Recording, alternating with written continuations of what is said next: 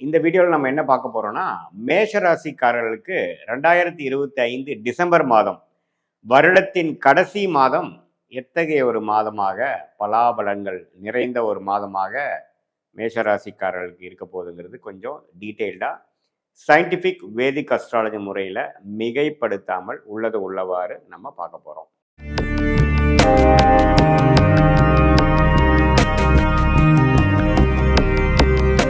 எப்படி ஜோதிட பலன் செயல்படுகிறது, நம்மளுடைய கர்மா எப்படி நம்மளுடைய வாழ்க்கையில் சாதகமான சம்பவங்களாகவும் சாதகமற்ற சம்பவங்களாகவும் ஒளித்தத்துவ அடிப்படையில் நம்மளுடைய கிரகத்தின் அமைப்பு, இப்போ கிரகங்கள் பயிற்சிகளை போயிட்டு இருக்கிற கோச்சார அமைப்பில் எது மாதிரி கிரகங்கள் எந்த மாதிரி அமைப்பு பெறுகிறது, குருவின் பார்வை பெறுகிறதா, சனியின் பார்வை பெறுகிறதா, இது மாதிரி விஷயங்கள் எல்லாம் பொறுத்து தான் இப்போ பார்த்தீங்கன்னா நம்மளுடைய கர்ம பலன்கள் எப்படி நமக்கு வாழ்க்கையில் சாதகமான சாதகமற்ற எது மாதிரி டைரக்ஷனில் விஷயங்கள் போகுது, நம்மளுடைய சம்பவங்கள் வாழ்க்கையோட அடுத்த கட்ட டைரக்ஷன் எப்படி போகுதுங்கிறது நம்ம துல்லியமாக பார்க்க போகிறோம். இப்போ பாருங்க, மேஷராசிக்கு குரு 3ஆம் இடத்துல இருந்த குரு பாருங்க இப்போ அதிவர்க்கத்தில் 4ஆம் இடத்துல இருக்கிறார் கடகத்தில். அதாவது டிசம்பர் மாதம் ஸ்டார்ட் ஆகிறப்பவே கடகத்தில் 4ஆம் வீட்டில் இருக்கிறார்.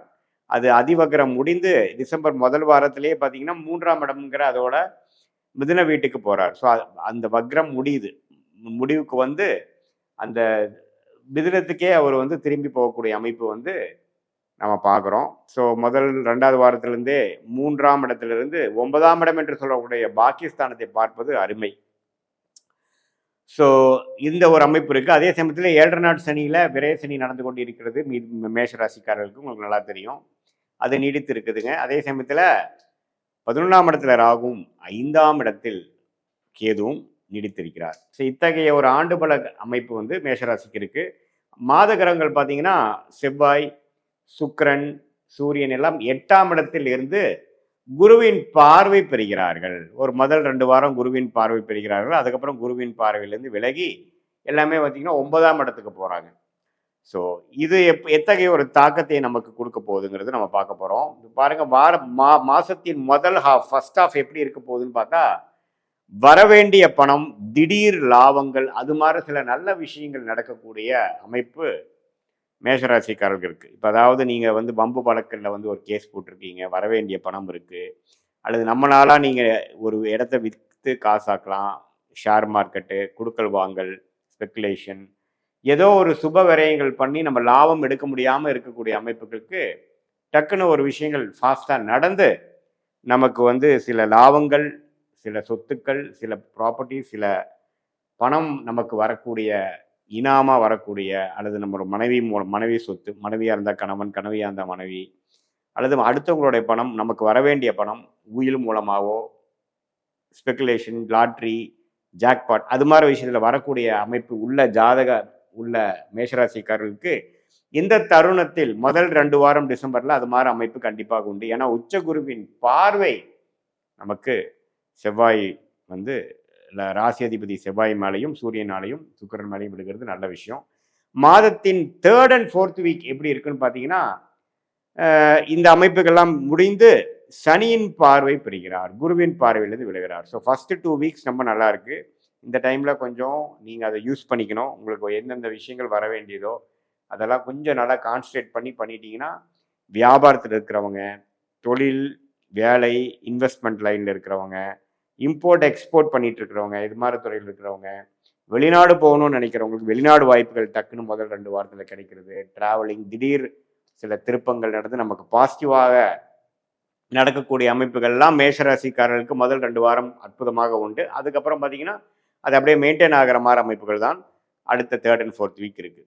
அதே சமயத்தில் புதன் 6ஆம் வீட்டு அதிபதி 7ஆம் இடத்துலேருந்து பார்க்கும் பொழுது மாணவர்கள்லாம் ஓரளவுக்கு நல்லா படிக்கக்கூடிய அமைப்பு, கான்சன்ட்ரேஷன், எக்ஸாம்ஸ், காம்படிட்டிவ் எக்ஸாம்ஸ்க்கெல்லாம் கொஞ்சம் ஃபோக்கஸ் பண்ணி பண்ணக்கூடிய அமைப்புகள்லாம் புதன் கெடாமல் நட்பு வீட்டில் இருக்கிறதுனால நல்லா இருக்குது. ஸோ தொழில் செய்யக்கூடியவங்க, வேலையில் இருக்கிறவங்களுக்கும் நல்ல அமைப்புகள் உண்டு. அதே சமயத்தில் மாணவ செல்வங்களுக்கும் மேசராசிக்காரர்களுக்கு நல்ல அமைப்பு கொடுக்கக்கூடிய அமைப்பு உண்டு. இதில் 3rd and 4th வீக் பார்த்தீங்கன்னா செவ்வாய் 7ஆம் இடத்துக்கு போய், சூரியன் 7ஆம் இடத்துக்கு போய், சுக்கிரன் 7ஆம் இடத்துக்கு போகும்பொழுது ஹஸ்பண்ட் அண்ட் ஒய்ஃப் ரிலேஷன்ஷிப்பில் சில பிணைப்புகள், பார்ட்னர்ஷிப்பில் சில கருத்து வேறுபாடுகள், அதெல்லாம் கொஞ்சம் வரக்கூடிய அமைப்புகள் கண்டிப்பாக உண்டு. ஸோ இதெல்லாம் நீங்கள் கொஞ்சம் second and third and fourth week, second half of December கொஞ்சம் கேர்ஃபுல்லாக இருக்கணும். ஸோ ஃபர்ஸ்ட் ஹாஃபில் வந்து சில பண வரவுகள், திடீர் சில திருப்பங்கள், பாசிட்டிவான சில விஷயங்கள் நடக்கிறது, வெளிநாடு போகிறது, அது மாதிரி விஷயங்கள் நான் முதலே சொன்ன மாதிரி இருக்கும். அடுத்த தேர்ட் அண்ட் ஃபோர்த் வீக் பார்த்தீங்கன்னா சொன்ன மாதிரி கொஞ்சம் ரிலேஷன்ஷிப்பு, கோவதாவங்கள் அதுல எல்லாம் கொஞ்சம் கேர்ஃபுல்லாக இருக்கணும். உடல் உபாதைகள் அது மாதிரி விஷயங்கள்லாம் கொஞ்சம் கேர்ஃபுல்லாக இருக்கக்கூடிய அமைப்புகள் மேஷராசிகள் கொடுக்குது. ஸோ இல்லத்தரசிகள் அவங்களாம் பார்த்தீங்கன்னா கொஞ்சம் செகண்ட் ஹாஃப் ஆஃப் டிசம்பர் வந்து கொஞ்சம் பொறுமையாக நீங்கள் அந்த நியூ இயர் விஷயங்கள், உங்களுக்கு செலிப்ரேஷன் விஷயத்துல எல்லாம் கொஞ்சம் கேர்ஃபுல்லாக குடும்பத்தோட ஓரளவுக்கு ஐக்கியமாகி பொறுமையாக எல்லாத்தையும் நீங்கள் ஹேண்டில் பண்ண வேண்டிய விஷயங்கள் தேவைப்படுகிறது. அதே சமயத்தில் நீங்கள் என்ன சொல்ல நினைக்கிறீங்களோ பொறுமையாக சொல்லி அவங்கள கன்வின்ஸ் பண்ணணும். திடீர்னு அவங்க ஒன்று சொன்னதுக்கப்புறம் அவங்க உடனே வேண்டாம் ஏதோ எகெயின்ஸ்டாக சொன்னாங்கன்னா உடனே கோபமாக நம்ம வந்து ரியாக்ட் பண்ணும்பொழுது அது ஒன்றுமே மிகப்பெரிய ஒரு ப்ராப்ளமாக ஒன்றுமே வெடிக்கக்கூடிய அமைப்பு. ஏன்னா செவ்வாய் வந்து 7ஆம் இடத்துல வந்து ராசியை பார்க்குறார். குருவின் பார்வை இல்லை. குரு 27 டிகிரி இருக்கிறார், செவ்வாய் 2 டிகிரிங்கிறப்ப குருவின் பார்வை இல்லாமல் இருக்கும் பொழுது அது மாதிரி விஷயங்கள்லாம் உண்டு. ஸோ ஓவராலாக பார்க்கும் பொழுது சுக்கிரன்கிற அந்த விஷயமும் பார்த்தீங்கன்னா 7ஆம் இடத்துக்கு வரவோடு சில பேர்த்துக்கு சுப விஷயங்கள், கல்யாணம் நடக்கக்கூடிய அமைப்பு, கல்யாண வயதில் இருக்கிறவங்களுக்கு திடீர்னு கல்யாணம் அமையக்கூடிய அமைப்பு, இது எல்லாமே 7ஆம் இடத்தை குரு பார்ப்பதனால நல்லாவே ஒரு கிடைக்கக்கூடிய அமைப்புகள் கட்டாயம் உண்டு.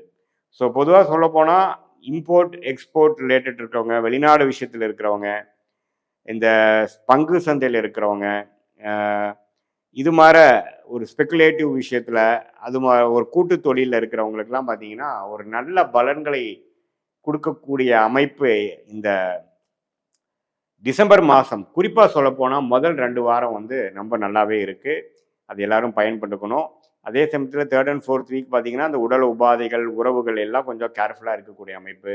சீனியர் சிட்டிசன்ஸ்லாம் பார்த்தீங்கன்னா இன்னும் கொஞ்சம் எந்த மாதிரி ட்ரீட்மெண்ட் எடுக்கிறாங்களோ அதில் உண்மையிலேயே அந்த ட்ரீட்மெண்ட் வேலை செய்தா அப்படிங்கிறது செகண்ட் ஒப்பீனியன் பார்த்துட்டு நோய் வந்து அதிகமாக தன்மை ஆகாமல் இன்னும் கொஞ்சம் கேர்ஃபுல்லாக பார்க்கக்கூடிய அமைப்புகள் மாதத்தின் இறுதியில் தேவைப்படக்கூடிய அமைப்புகள் இருக்குங்க. இது வந்து ஒரு பொதுவான ஒரு மேஷராசிக்கு டிசம்பர் மாத பலனை ஒழிய உங்களுடைய ஜென்ம ஜாதகத்தில் நீங்கள் எந்த டைமில் பிறந்தீங்க, எந்த நேரத்தில், எந்த தேதியில் பிறந்தீங்க, எந்த ஊரில் பிறந்தீங்க வச்சு உங்கள் ஜென்ம ஜாதகத்தை போட்டு என்ன தசாபுக்தியில் போயிட்டு இருக்கு, உங்கள் லக்னம் என்ன, தசநாதன் புக்திநாதன் இப்போ நம்ம சொன்ன கோச்சாரத்தில் எப்படி இருக்கிறாங்க, சாதகமாக இருக்கிறாங்களா, எப்படி இருக்காங்கிறதெல்லாம் பார்த்து அதையும் இந்த கோச்சார பலனையும் ஒன்று சேர்த்து நம்ம பார்க்கும் பொழுது உண்மையிலுமே இன்னுமே நம்ம வந்து சயின்டிஃபிக்காக துல்லியமான பலன்கள் எடுத்து அடுத்த வரக்கூடிய வாழ்க்கையில் எது மாதிரி முடிவுகள் எடுக்கலாம், எது மாதிரி முடிவு எடுத்தால் நமக்கு சாதகமாக இருக்கும், எது வந்து நமக்கு அவாய்ட் பண்ணணும், எந்த நேரத்தில் நம்ம எது செய்யணும், நம்மளோட பிராப்தங்கள் என்னன்னு தெரிஞ்சு அதுக்கு தகுந்த முயற்சிகளையும் அந்த டைரக்ஷன் நம்ம போனோம்னா